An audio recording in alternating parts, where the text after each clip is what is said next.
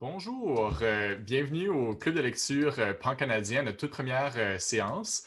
Mon nom est Xavier Lord-Giroux et ce soir, on va parler de Génération Sandwich d'Hélène Kochelniak. C'est paru en 2020 aux éditions L'Interligne. Je suis en compagnie ce soir de Françoise Angard. Bonsoir Françoise. Bonsoir. Et de Pierre-André Doucette. Bonsoir Pierre-André. Bonsoir Xavier. Donc, je vais faire vos présentations dans quelques secondes, mais d'abord un mot sur notre club de lecture. C'est une initiative du regroupement des éditeurs franco-canadiens. Donc, à tous les mois, nous allons vous proposer la lecture d'un livre canadien que vous pourrez emprunter gratuitement sur le site web de la Bibliothèque des Amériques, notre partenaire. Et puis, vous pouvez nous écouter en direct. En tout cas, il y en a certains qui nous écoutent en direct présentement, mais pour ceux qui nous écoutent en différé, bonsoir à vous ou bonjour à vous également.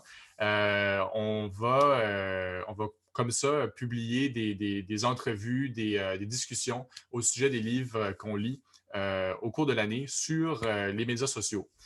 Donc, je présente sans plus tarder ceux qui se joignent à moi ce soir. Donc, Françoise Angard qui nous parle à partir de Terre-Neuve ce soir. Donc, Françoise est auteure et on peut la lire à toutes les semaines dans l'Acadie Nouvelle où elle écrit des chroniques. Et Pierre-André Doucette est pianiste et écrivain. Et son plus récent roman, Des dick pics sous les étoiles, est paru en novembre dernier chez les éditions Prise de Parole. Et Pierre-André nous parle à partir de Moncton ce soir. Donc là, vous êtes chez vous. On accueille les Oui. gens dans notre intimité. C'est quoi les pièces dans lesquelles vous vous trouvez présentement? Moi, je suis dans mon bureau. Oui. Je suis tentée de dire, c'est pas comme si je pourrais être ailleurs. De toute façon, on est comme coincé pas mal, hein?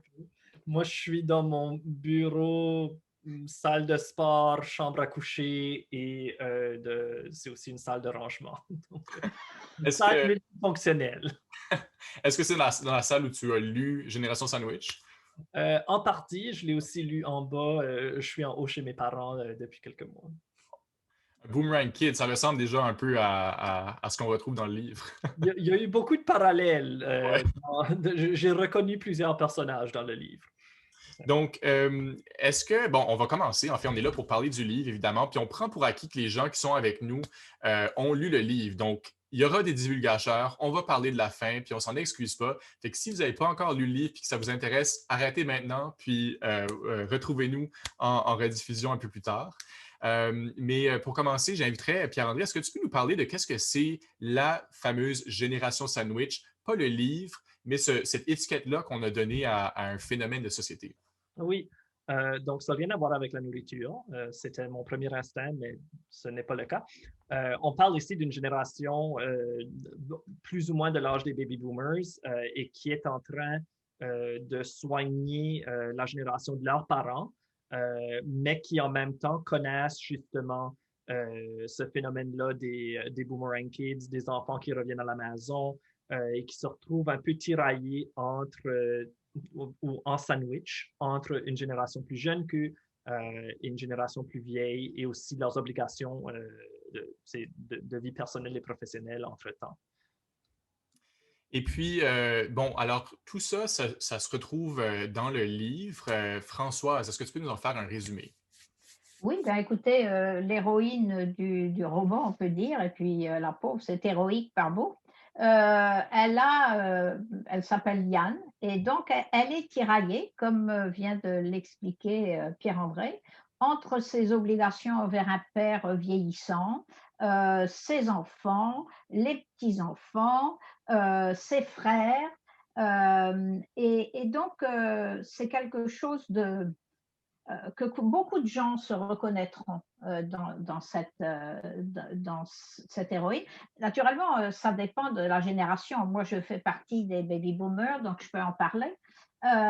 Et donc, c'est vraiment une réflexion sur le passage de l'existence au sein d'une famille, comment certaines personnes en prennent la charge mentale, on va dire, et les tiraillements que ça peut causer, mais aussi la manière différente dont on peut appréhender tout ça. Et elle, eh bien, elle prend tout ça sur ses épaules, elle se sent responsable de la famille au complet. Tout le monde a l'air d'en être ravi d'ailleurs. Et je pense que voilà, c'est ça. Et c'est sa relation très difficile par bout avec sa famille, avec son père Dominique, qui est le patriarche de la famille, et dont on peut dire, sans vouloir se tromper vraiment, qu'il ne vieillit pas trop bien, quoi. Et il y a tout un arbre généalogique assez complexe qui est très en fait réaliste de ce qu'on peut retrouver autour de nous comme famille. C'est une famille qui réside dans la région d'Ottawa, on peut le mentionner, c'est contemporain aussi, évidemment. Donc c'est ça, il y a le personnage de Liane qui est central. Pour ceux qui n'auraient peut-être pas compris, elle a trois frères qui sont plus jeunes qu'elle. Elle a son mari, son deuxième mari qui s'appelle André, son conjoint. Et puis, Liane a deux enfants, Sophie et Stéphane. Sophie est la mère de Liam, qui est un personnage secondaire très important dans le roman. Et puis, à ça, on ajoute aussi Justin, qui est le fils d'André, donc le conjoint de Liane, qui est un peu comme un boomerang kid qui revient. Donc, on suit tous ça, finalement. Vous avez tous compris ça aussi. Oui, OK, Oui, parfait. mais c'est aussi que, je veux dire, elle a eu la totale, la pauvre Liane. Elle a une famille vraiment. Ah, non, mais c'est vrai que oui, l'auteur n'aurait pas pu en mettre davantage, je pense, ou Liane aurait, comme on dit vulgairement, pété un plomb. Je veux dire, elle en a vraiment beaucoup sur son assiette. C'est tous des gens, des bonnes gens, des gens qui sont bien intentionnés, mais tout le monde amène ses problèmes. C'est comme l'auberge espagnole, un peu tout le monde amène ses problèmes. Et oui. là, je vais te faire chavirer, Françoise, parce qu'en fait, l'auteur me disait que, selon elle, c'était quand même une petite famille. Qu'elle aurait pu faire une plus grande famille que ça, mais pour les fins du roman, c'était peut-être un peu plus difficile. Non, Mais, il y a des plus grandes familles que ça. ouais. Moi, ce qui me fait réagir dans ce que tu dis, François, c'est que, euh, en fait, elle prend tout ça sur elle-même aussi. C'est Oui, pas tout le monde nécessairement qui lui amène ses problèmes, mais elle en prend beaucoup des problèmes des autres aussi. C'est certain que si elle se sent responsable, si elle n'en prenait pas soin, on sent qu'il y a très peu d'autres personnes dans la famille qui ensuite reprendraient le relais. Mais c'est vrai qu'elle s'en met beaucoup sur les épaules elle-même. absolument. Mais moi, j'ai trouvé que c'était vraiment très bien senti dans le livre. Parce Mhm. que je pense que je l'ai vraiment noté, c'est qu'il y a toujours dans les familles une personne. C'est pas que les autres s'intéressent pas, c'est pas que les autres, si tu veux, sont pas attentifs aux besoins du père, mais il y a toujours quelqu'un, soit que cette personne-là a un certain style de leader, si tu veux, puis voit des problèmes, puis veut les régler, mais il y a toujours une personne dans une famille, peu importe la taille de la famille, qui en prend la charge mentale. Qu'on lui demande de le faire ou pas, ça c'est autre chose. Mais il y a toujours, et ça j'ai trouvé que c'était extrêmement bien senti de sa part. Absolument. Ouais. On a déjà des appels, des gens qui nous écrivent, des gens On qui n'est pas réagissent. là. En fait, je vais profiter de cet instant pour juste mentionner à ceux qui nous écoutent en direct, si vous voulez poser des questions, nous faire part de vos commentaires, vous pouvez le faire directement sur Facebook en ce moment. Puis, si on a le temps, on les prendra puis on les lira pour faire réagir nos panélistes éventuellement au cours de notre discussion. Intéressons-nous aux personnages principaux du roman. Évidemment, il y a Liane, on va y revenir. On va revenir à Dominique aussi. Parlons de Liam, donc qui était autrefois Lily, qui est le personnage transgenre du roman. Pierre-André, dans ta critique que tu as écrite sur le roman, tu t'es beaucoup intéressé au parcours de ce personnage-là. Qu'est-ce que tu as pensé de cette représentation? J'ai trouvé ça très intéressant. C'est certain que mon expérience en tant qu'homme gay n'est pas tout à fait, et en fait est assez éloignée de celle d'un jeune homme trans. Mais il y a quand même plusieurs aspects qui se ressemblent au niveau du coming out, au niveau de se faire accepter et aimer par sa famille. C'est quand même une histoire qu'on reconnaît souvent en tant qu'homme gay. Et puis, ce que j'ai trouvé intéressant, en fait, c'était que c'était un regard extérieur. Ce n'était pas une personne trans qui a écrit ce personnage-là. Euh, et, pour- et c'était clair aussi que l'auteur cherchait vraiment à créer un personnage qui était très aimable, qui était très sympathique, et nous montrer que malgré que la famille avait un peu de difficulté à accepter cette réalité-là, qu'il y avait très peu de personnages qui étaient fortement opposés au fait que Liam fasse vivre sa transition et puis s'avoue et s'épanouisse. Puis ce que j'ai trouvé en fait un peu particulier au sujet du livre, ou ce qui m'a un peu chicoté, c'est que à cause de ça, le conflit qu'on vivait entre Liam et le reste de sa famille, on sentait que c'était toujours un peu en ébullition sous la surface, mais qu'il n'y avait jamais vraiment rien qui éclatait, du moins de la part de sa famille. Il n'y a personne dans sa famille qui a fait « je ne t'accepte pas », sauf son père, qui pour moi était vraiment un archétype de personnage là, qui avait très peu d'humanité et qui, en tout cas, Ben, il n'était peut-être pas bien défini non plus.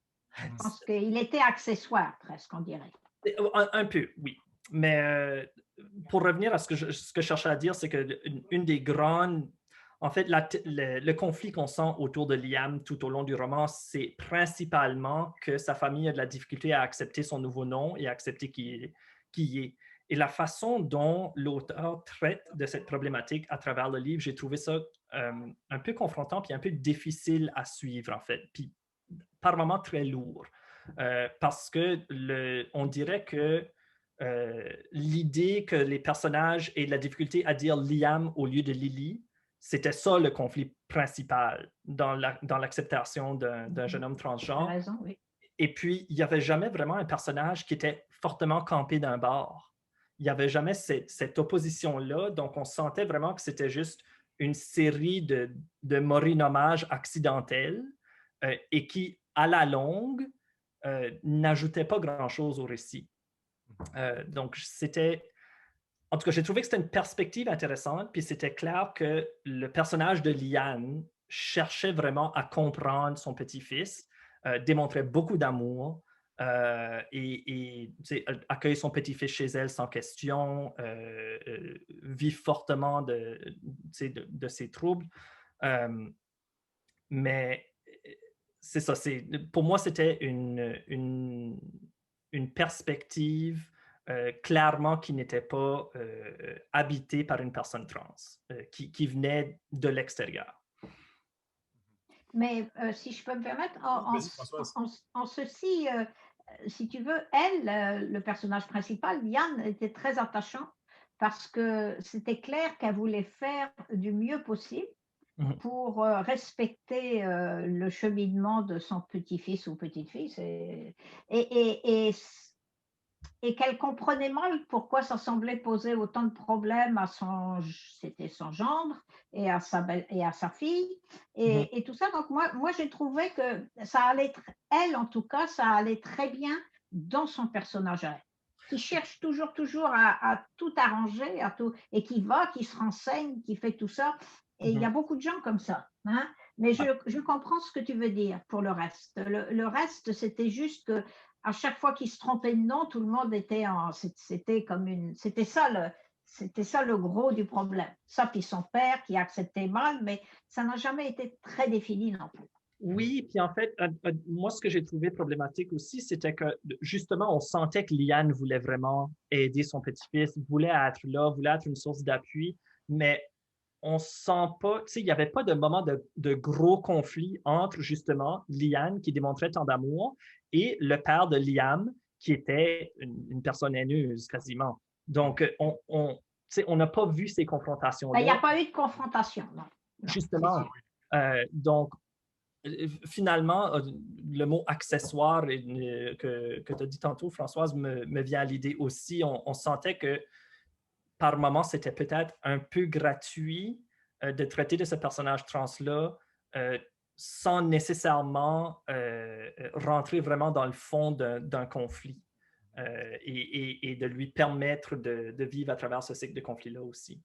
Moi, je vais me rallier du côté de Françoise. Je trouve ça vraiment intéressant de suivre le parcours de Liane dans l'acceptation, puis les compromis qu'elle tente de faire. Puis c'est vraiment quelque chose que moi, j'ai remarqué autour de moi, des choses que j'ai entendues de parents d'enfants trans qui disent des choses comme « j'ai perdu ma fille » ou « ça restera toujours mon fils » en parlant de leur enfant transgenre.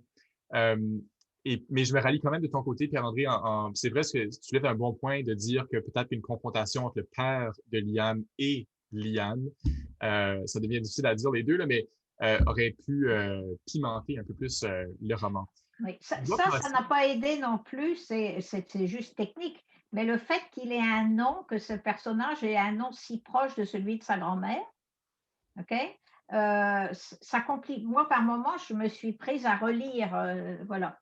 Il Ouais. se serait appelé autre chose, ça aurait peut-être été plus facile à comprendre, mais enfin, moi, je l'ai trouvée touchante, elle, et touchante lui, ce jeune homme aussi. Une autre belle relation, puis là on doit avancer, c'est celle entre Liane et Dominique, quoiqu'elle n'est pas parfaite. Au sujet de Dominique, bon, Dominique, c'est évidemment le patriarche, il y a dans les années, il y a les, il y en a- j'arrive pas à le dire, dans la quatre-vingtaine, comment on dirait ça? Il est Il est octogénaire. octogénaire. C'est ça. Donc, il est octogénaire, il vit encore sur sa ferme, il est indépendant mais atteint de la démence. Et puis, Liane doit beaucoup s'occuper de lui. Et tu notais, Françoise, que finalement, Génération Sandwich est un livre sur des personnes âgées qui s'occupent de personnes âgées.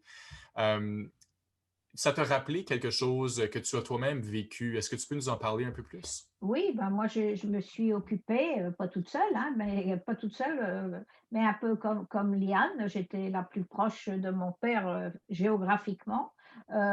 Donc, mon père était malade pendant 5 ans et demi, avec l'esprit assez altéré par moments. Et je me suis reconnue en elle.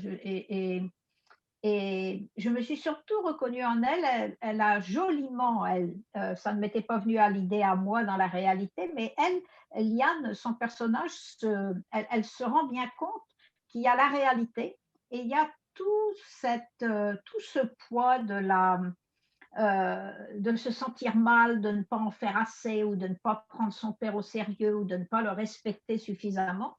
Et elle appelle cette personne-là Miss Culpa. Et Miss Culpa parce que il y a toujours une faute quelque part. Est-ce que j'ai bien fait? J'aurais-il pu mieux faire? Qu'est-ce que j'ai pas bien fait? Pourquoi je me suis mise en colère? J'aurais dû être gentille, j'aurais dû être patiente, j'aurais dû ceci, j'aurais dû cela. Et ça c'était criant de vérité. Parce que quand on s'occupe, quand on a soi, moi j'étais moins âgée qu'elle, mais quand même, j'étais à un moment de ma vie où je n'avais plus d'enfants à élever, je n'avais pas de petits-enfants chez moi, et je me suis retrouvée dans l'échange des rôles où le parent devient celui qu'on soigne et la personne qui prend le rôle de parent est l'enfant.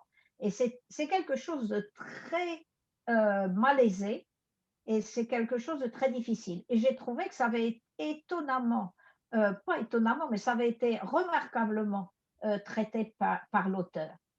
Il y avait des choses qu'il faut avoir passé par là pour le savoir. Et la relation qu'on disait avec ses frères, par exemple, était qu'eux n'étaient pas habités de la même nécessité d'intervenir tout le temps. Et donc, elle, on ne lui avait rien demandé, on ne lui avait pas demandé, mais si je ne fais pas moi, qu'est-ce qui va se passer? Si je ne suis pas là, qu'est-ce qui va arriver, etc. Et tous ceux qui s'occupent de personnes âgées savent qu'on passe tous par là. Et c'est très difficile. Et donc, oui, je me suis vraiment, vraiment reconnue, bien plus que dans le reste du livre, euh, euh, parce que moi, je ne fais pas vraiment partie de la génération sandwich, je fais partie de la génération, enfin, je ne suis pas dans un cas sandwich, c'est-à-dire que j'ai juste eu, moi, à m'occuper d'une personne âgée qui était mon père. Et elle était criante de vérité de ce côté-là. Donc, tu t'es occupé de ton père sans avoir à t'occuper de tes enfants qui sont Qui plus sont âgés. grands, qui sont indépendants, qui ne sont pas chez moi, qui ne, voilà. Donc, euh, Je, mais ça, c'était vraiment très, très bien senti. Oh, qu'est-ce que ça nous dit sur la condition féminine? Je sais que c'est pas quelque chose dont on parle beaucoup, justement, ce rôle-là que des femmes plus âgées peuvent prendre. Puis on dirait que tout ce que j'ai entendu autour de moi, c'est des exemples surtout de femmes qui s'occupaient de leurs parents vieillissants. Donc, est-ce que c'est pas un angle mort finalement je sais pas, des revendications féministes d'aujourd'hui, de la lumière qu'on jette sur la condition féminine aujourd'hui? Moi, je pense que, écoute, moi, j'ai un frère qui s'est beaucoup impliqué avec mon père. Hein, je n'essaye pas de dire que j'ai pris toutes les responsabilités, mais la charge mentale, je pense que mon frère n'hésiterait pas à le dire, était sur moi. Et je pense que ça, c'est parce que les femmes, on est habitué, on est conditionné. Moi, j'ai été élevée dans un foyer féministe et j'ai épousé quelqu'un qui était immensément féministe, mais j'ai toujours, peut-être que c'est mon mari dirait de temps à autre, c'est ton désir de contrôle, mais c'est surtout que je suis capable d'organiser. Alors donc, quand il faut organiser, j'organise. Voilà. Alors, je pense que les femmes, on est plus conditionnées à ça. Et donc, c'est moi qui ai organisé mon père financièrement, etc. Qu'est-ce qu'il fallait pour l'aider, les décisions à prendre quand il a fallu le mettre en foyer, etc. Et mon frère était avec moi, mais il a fallu organiser. Et je pense que les femmes sont des organisatrices hors pair. Mais pourtant, puis là, je me tourne vers Pierre-André pour l'entendre un peu là-dessus. Dominique tient en plus haute estime ses fils. Et quand il se fait arnaquer par un escroc au téléphone, il reçoit un voyage qu'il veut immédiatement offrir, je crois que c'est à Jean-Guy, ou en tout cas à un de Oui, ses fils. oui. Et Liane est consciente de ça et se rend compte que même si elle fait tout pour son père, ou elle en fait beaucoup, c'est toujours ses frères qui vont être plus important aux yeux de son père. Qu'est-ce que tu en as pensé, toi, Pierre-André? J'ai trouvé ça très difficile à lire parce que moi, je ne suis pas une femme de cette génération, mais j'ai connu plusieurs femmes de cette génération et qui ont été dans des situations similaires et qui ont tout donné pour prendre soin non seulement de leurs parents, mais aussi de leurs oncles, de leurs tantes qui habitaient dans la région et qui n'avaient pas de proches. Et j'ai vu des situations comme ça où est-ce que c'était clair qu'il y avait une femme qui se démenait pour s'assurer du bien-être d'une personne âgée et que au fin de compte, ou à la fin du compte, il y avait quand même quelqu'un d'autre qui était privilégié lorsque ça venait le temps de reconnaître des gens. Donc, oui, c'est certain que tu mentionnais l'angle mort du féminisme. C'est certain qu'on a affaire à ça. On a affaire au patriarcat qui est encore chez Dominique et chez les frères de Liane encore très présent. Chez Liane aussi, tu sais, Liane a grandi. On sent à un moment donné dans un passage où est-ce qu'elle aussi a beaucoup de haine envers son père, où est-ce que, Mhm. en relation avec son premier mariage, avec la première fois dont elle est tombée enceinte, il y a beaucoup de tensions dans cette relation-là aussi. Euh, et pourtant, Liane est celle qui va regarder au-delà de cela, puis dire, bon, ben, ça revient quand même à moi de prendre soin de mon père, parce que si quelque chose va mal, Jean-Guy va m'appeler. C'est pas le réflexe de laisser ça aux hommes, justement, ne vient pas chez Liane. Et puis, les hommes sont très contents de laisser toute cette responsabilité-là chez elle aussi. Oui, et ça, c'est une réalité. Oui, OK? C'est le sens du devoir. Puis c'est pas que les hommes l'ont pas, mais c'est que si quelqu'un prend les devants, et ça ne m'a pas étonné du tout de Dominique qui se dit si je gagne le voyage, je vais le donner à mon fils. mm, Parce que la seule qui est là au quotidien pour l'énerver, l'achaler, lui demander de faire des choses, lui dire qu'il ne peut pas faire ci, qu'il ne peut pas faire ça, c'est elle. oui. Alors donc, voilà, et c'est ça c'est vraiment ça qui est bien expliqué dans le livre. Et j'ai trouvé aussi, parce qu'on ne veut pas juste accabler le Dominique en question, c'est que lui, son personnage est aussi extrêmement bien défini. Mhm. On le voit frustré. Il est frustré en permanence. On lui dit ce qu'il ne peut pas faire, qu'il faut qu'il se lave les mains, qu'il faut qu'il se change, qu'il faut qu'il se douche, qu'il faut qu'il se peigne, qu'il ne peut pas prendre sa voiture, qu'il ne peut pas faire ci. Et ça, moi, je l'ai vécu pour les personnes âgées. C'est extrêmement frustrant. Donc, il vit en permanence avec un niveau de frustration. Et il Oui, croit qu'il peut faire quand il ne peut pas faire. Donc, c'est compliqué. il vit une perte d'autonomie complète. C'est progressif, certainement, mais rendu à la fin du roman, il a perdu toute son autonomie. Puis ce processus-là, lorsqu'on a passé une vie à se bâtir une autonomie, dans son cas, à se bâtir une ferme, à se bâtir une vie, à élever une famille, puis là, tout d'un coup, c'est la personne même que tu as élevée qui vient te dire non, maintenant tu es un enfant de nouveau, maintenant tu perds tous tes droits, tous tes acquis. Donc, oui, moi aussi, j'ai trouvé que c'était un des aspects Et puis très forts du roman. surtout, lui, il se sent encore en pleine possession de ses moyens. Et c'est ça le propre, entre autres, de la démence ou de la sénilité, etc. C'est qu'on ne se rend pas compte qu'on est en train de perdre pied. Pour lui, il est en pleine possession de ses moyens, donc il ne peut pas comprendre pourquoi on le restreint. Et ça, je peux vous assurer, c'est ça dans la vraie vie. Parce C'est qu'il y a vrai des moments de lucidité aussi lorsqu'on fait une démence. Il y a des moments où est-ce Oui, qu'on est complètement perdu, où est-ce qu'on est fâché, on est confus, mais il y a aussi des journées où est-ce que... Moi, mon grand-père a souffert de démence. Puis il y a des jours où est-ce qu'on le visitait, où est-ce qu'il se souvenait exactement qui était tout le monde, puis qu'est-ce qu'était leur rôle dans sa vie. Puis une semaine plus tard, tu le visitais, il reconnaissait personne, il pensait qu'on venait le voler. Donc, ces contrastes-là d'une fois à l'autre, oui. Et sont c'est très très marquants dur. chez C'est Dominique. très dur. Ouais. Très dur sur les aidants naturels, comme on dit. le Oui. roman nous permet d'avoir le point de vue justement de Oui, Dominique.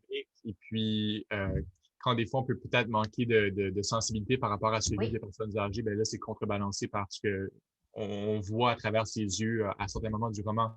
J'aimerais qu'on parle de Miss Culpa. On a eu une question d'une de nos participantes au club qui nous vient de Roumanie. Alors, on est international, ça n'a pas de bon sens.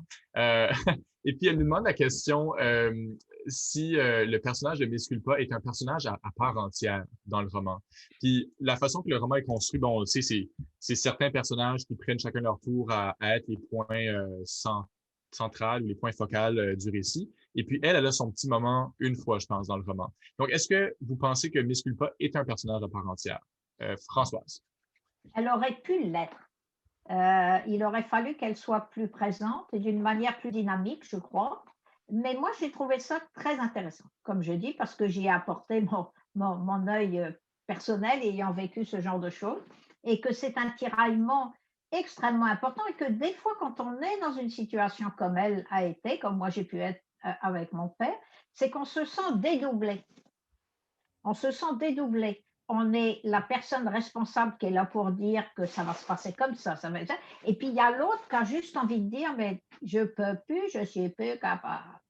Et c'est ça, et puis on s'emporte, et puis après on se dit, oh, j'aurais pas dû. On jure, ou on dit, bah, je m'en vais, puis on claque la porte, puis on dit, oh, j'aurais pas dû. Et ça, c'est absolument véridique. Et moi, je pense que Miss Culpa aurait pu avoir plus de place, mais enfin, il y avait déjà beaucoup de monde. Hein.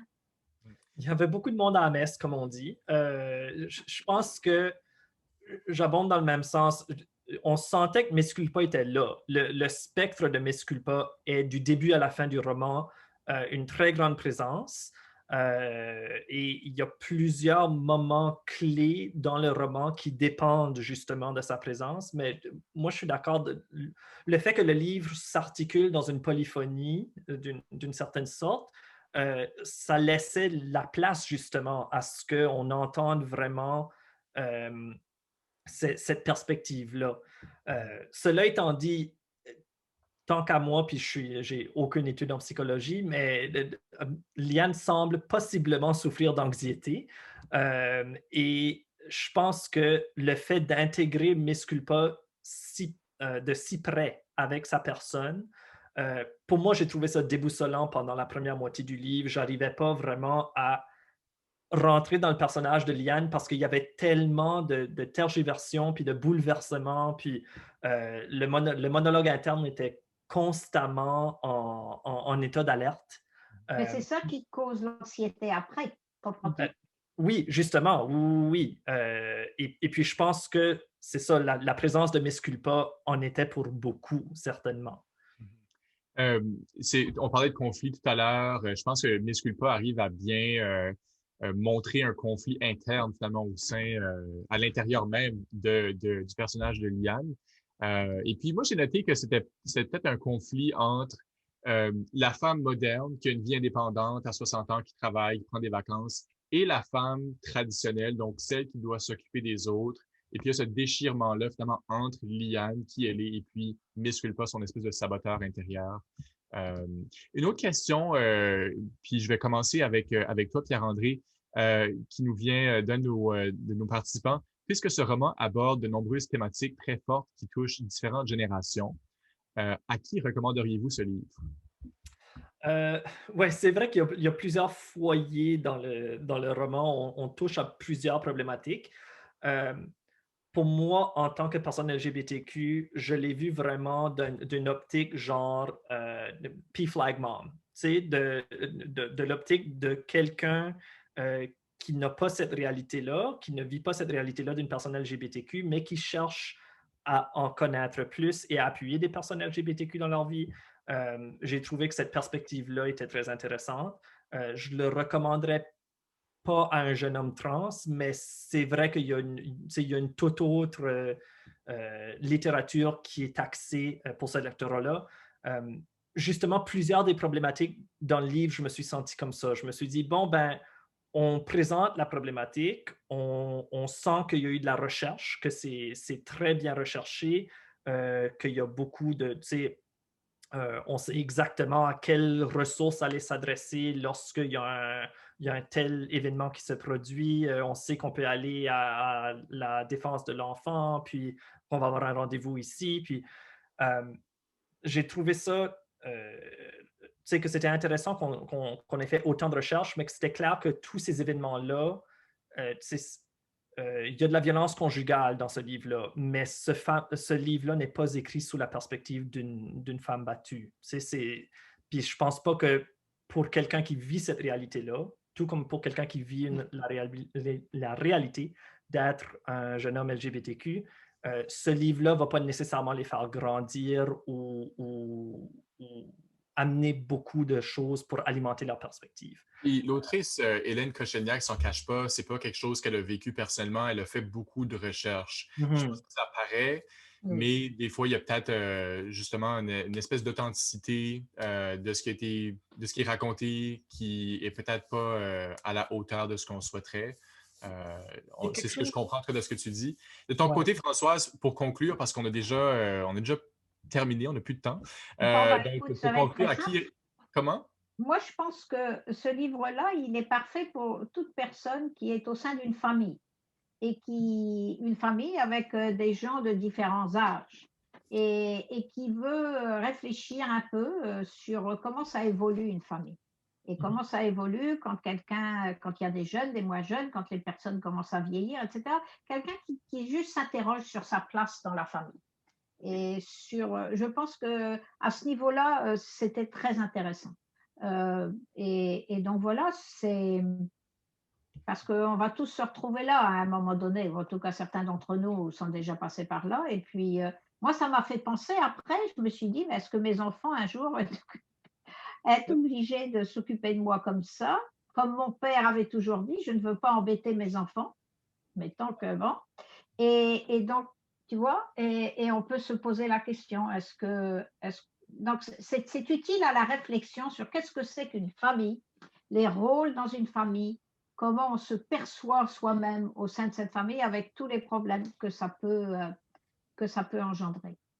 Et en fait, parlant de famille puis d'évolution de famille, excuse, je sais qu'il faut qu'on ferme, mais moi, ce qui m'a le plus affecté dans le livre, c'était la deuxième partie, qui était les dernières 15 pages. Et justement, ce saut dans le temps, j'ai trouvé qu'il y a eu beaucoup de sauts dans le livre que j'aurais voulu voir qu'est-ce qui s'est passé avant de sauter, mais celui-là, j'ai trouvé qu'il y a eu beaucoup d'impact, puis je me suis tout d'un coup vu 50, 60 ans dans le temps, puis je me suis dit, OK, bon, ben, qui va prendre soin de moi? Puis moi, je n'ai pas l'intention d'avoir des enfants de sitôt, mais ça m'a vraiment ouvert de grands questionnements auxquels je ne m'attendais pas nécessairement rendu à ce point-là dans le livre. Donc, j'ai trouvé que la deuxième partie a été très bien réussie à ce niveau-là. Et ça, c'est important. Qu'on se questionne une fois que c'est fini, qu'on réfléchisse, qu'on se dise, ah bon, qu'on ait peut-être un peu plus de patience avec les gens âgés aussi. Oui. Je suis content d'avoir pu lire ce roman-là avec vous puis d'en discuter. On a d'autres commentaires de participants qui rentrent. On a là, je suis pas familier avec le terme, une P-flag mom, qui nous dit « J'ai eu de la difficulté avec les parties du livre où on traitait du coming out d'un ado trans, mais j'apprécie qu'une auteure ait tenté d'aborder le sujet. » Donc, P-flag, est-ce que ça vous dit quelque chose? Oui, P-flag, c'est moi qui ai dit le terme tantôt, c'est pour ça. Oui. C'est Parents and Friends of Lesbians and Gays. C'est une association qui a été fondée au 20e siècle et qui cherchait à soutenir les familles de personnes LGBTQ pour les aider à faire un cheminement et les aider à accepter et rebâtir leur relation avec leurs enfants. Donc, c'est dans ce contexte-là que j'ai utilisé ce terme-là. Donc, une dame qui se partage un peu ton opinion. Puis, on a aussi un participant, Raymond Tremblay, qui nous écoute à partir de Porto Rico, sous le soleil, on espère, ou en tout cas peut-être la nuit maintenant, mais avec des températures plus chaudes, qui est ravi de nous écouter parler en français sur les ondes aujourd'hui, ce soir. Donc, Génération Sandwich, Hélène Kocheliak, paru à l'Interligne, chez l'Interligne en 2020. On vous le recommande, n'est-ce pas? Et puis, on vous souhaite, on souhaite que vous vous joigniez à nous le mois prochain avec d'autres panélistes, tout probablement, pour la lecture de L'accoucheuse de Scotts Bay d'Annie McKay, qui a été traduit en français par Sonia Malaborza, une traductrice du Nouveau-Brunswick. C'est paru chez Prise de Parole. Et puis, en fait, c'est disponible en ce moment même sur le site web de la Bibliothèque des Amériques pour le louer et le lire chez vous en toute sécurité puis en toute santé. On a eu des petits problèmes techniques ce soir. Finalement, on a diffusé sur Facebook, mais à partir de mon profil personnel. Donc, on va prendre la vidéo puis on va la diffuser sur le site ou sur la page Facebook du Regroupement des éditeurs. On est désolé pour ça, c'est notre premier essai. Puis, simplement, ça ne se reproduira plus, en tout cas, je l'espère, des prochaines fois. Mais bon, on est des littéraires, puis on essaie de faire des trucs avec la technologie, puis ça marche pas toujours comme on le souhaiterait. Mais merci quand même de vous être joints à nous. Puis merci surtout à Pierre-André et Françoise. Je vous souhaite de passer une bonne fin de soirée. Vous aussi? Oui, merci. Merci. Au revoir.